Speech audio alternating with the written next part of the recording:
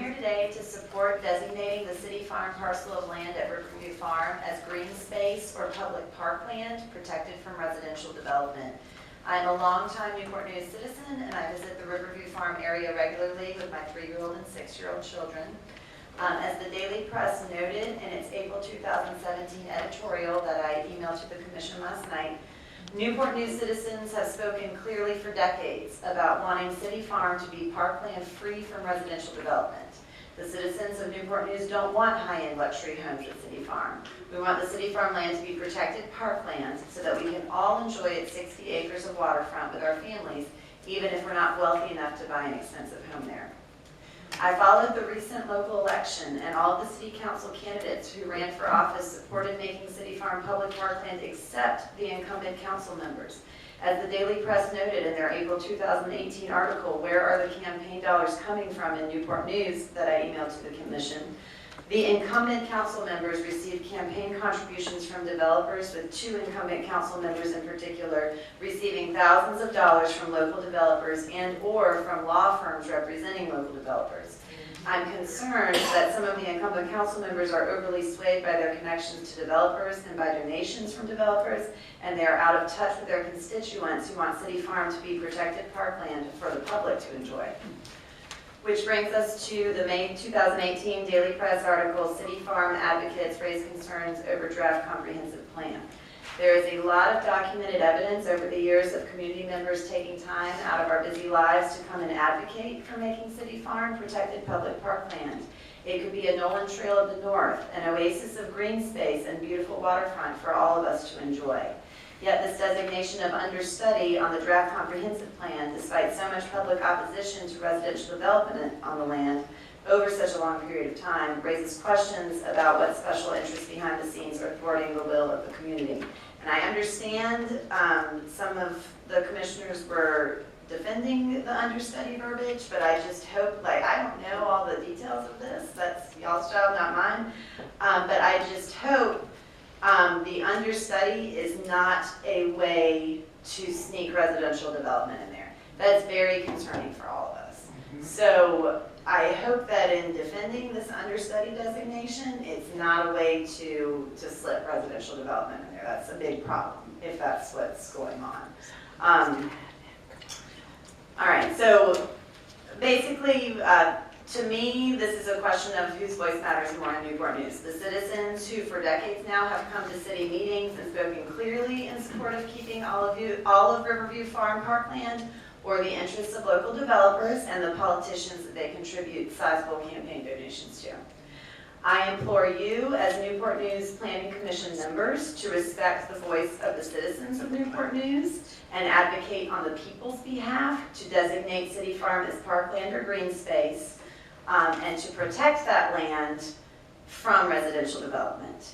I am open to adding features to the City Farm land, such as a boat ramp, walking and biking trail, and so on, but only features that would enhance it as a public park with waterfront access for all citizens of Newport News to enjoy. The understudy designation is very frustrating because no more studies are necessary. The people have already spoken clearly for decades, and we want City Farm to be green space and public parkland for all of us, not just for high-end luxury homeowners. Thank you. Woo.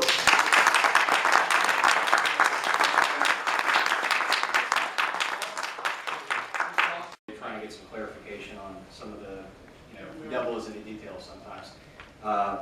What I want to do is, thank you for, I think seeing, as we go through the process, clarification of how you get from step A to step B to step C. What I have tried to share with fellow commissioners and just personally is that the use of the land is one thing, but what I'm trying to get to is if land is used for green space, park space, public access, I'm trying to determine as a planning commissioner, we try to look at the best use of the land. And what I try to take into account is how do you maintain it? How do you preserve it? How do you create the infrastructure and the safety so that when people come in and use it, this, the resources are there, the stream of income is there. Mr. Newell, who spoke about some type of development short of any residential, I think is very astute, because for people to use land, there's still an expense side that needs to be addressed. And so I think what we would be is short-sighted if we just From y'all that there's not going to be residential development on that land. And I would say, and this is, again, Commissioner Carpenter spoke about his feelings and probably took a personal view on it. What I try to avoid is making any decisions that boxes something in. And I know you're saying, because again, what I'm trying to go back to is, what is the best use of the land? Are there ways to go ahead But and I make sure think we that... could all agree, we could all agree that residential is not the best use of the land. You know, nobody wants big houses. And I agree. It's not really at this time what we are debating. Okay, But I think that's what we're all here for, and I is to make understand sure that. there's not residential development. And I understand and I appreciate that, but I've stepped forward to go on the record to say, without question, as a resident, as a father, I want to make sure that there is land available for my family to enjoy, my children to enjoy, and for everyone else here to enjoy. I just want to make sure that we're looking far enough down the road so that we have the resources in place so that we can maintain it and allow it to be a long-time asset for the community. That's my position. Right, as long as that's not an excuse to stick in residential development. And I'd be curious to hear, I don't know if it'd be ready to do it today, but maybe I'd be curious to hear the commissioners each make a statement. Do you oppose residential development on that plot of land? I'm not sure this is the right time, the right forum to do that in, because as we've heard, the zoning is park and the use is under study. If that comes back to this commission after a study that they determine that they feel the highest and best use for that is residential or mixed use, that's the time that we would have the opportunity to say, that's not what we need for that at this time.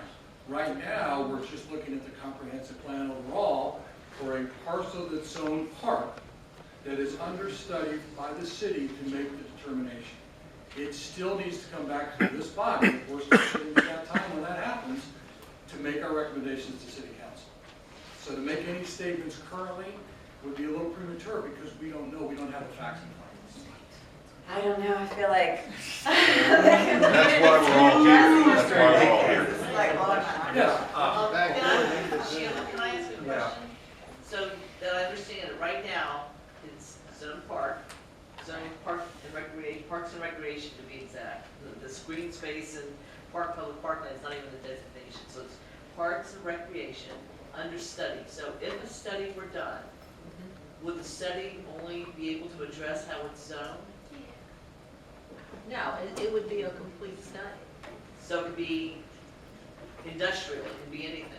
I mean, they could study it for any use. Yeah, that would probably not be the only side. It'd probably be all of that waterfront over to the Mitchell Marina, all of that little area right there. I'm sure I'm Because it's just all talking. listed, yeah. Yeah, but I'm sure all of that would be included. But it would have to be studied as how the land use is? Or Yeah, could it be it would be studied based on the highest and best use. If that highest and best use is park, maybe the study would come back with park, identifying it as park. And then what we would do, if that plan is adopted, it would change the land use to whatever that land use is. So remove the understudy, remove it. So could you then have the land use in conflict with the zoning? Well, the zoning is park, it depends on what the study comes back to be. But if the study came back as residential, how does that impact the zoning? It still would not impact the zoning, you'd still have to rezone the property. That's what I wanted to say. So that's exactly our concern, that can't you say understudy as how to use it for a park? Yeah. Just do that and it'd be solved. It sounds like you're building in wiggle room to make it whatever you want and not be a park. That's why we're all here. Mr. Carpenter? Yes, just one quick point regarding your word choice. It's important that you hear this from us and that the people here hear it as well. Nothing is going to be, your word was sneak, nothing is going to be sneaked in. I mean, there will be public hearings, it'll be in the newspaper, it'll be on television. There's plenty of time for the public to give additional comments about that one parcel if it ever goes there. And it may not even go that route. What we're doing here is the overall comprehensive plan, and as it was stated earlier, it's not the right time to say, I'm for or I'm against residential, that's not. Well, there's a lot of us here But saying. my point is, nothing's going to be snuck in. It's going to be a public hearing. All Let right. me, So let thank me, you. I let hope me we don't bring, end up with. let me bring one other point up. If it's, right now, it is zone, and I'm beating the dead horse, but I want everybody to understand. Right now, it's zone parks and recreation. Somebody could study it with how to get, you know, right now it's raw land. And how do you get people down to the waterfront to rent a kayak? Or how do you get people down to look at an archaeological dig?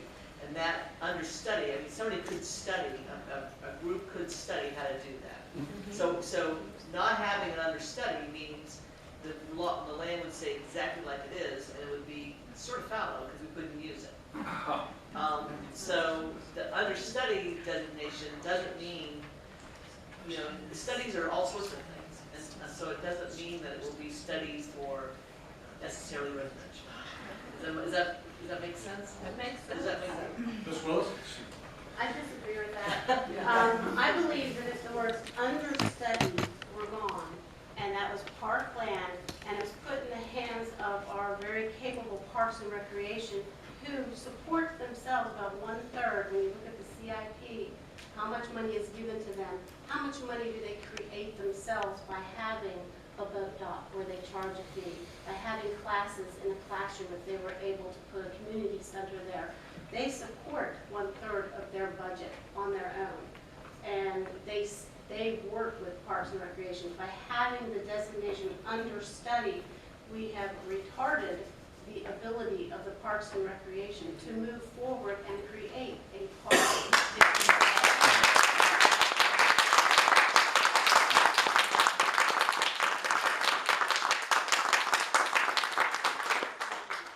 That we're not allowing Parks and Recreation to do what Parks and Recreation is capable of doing.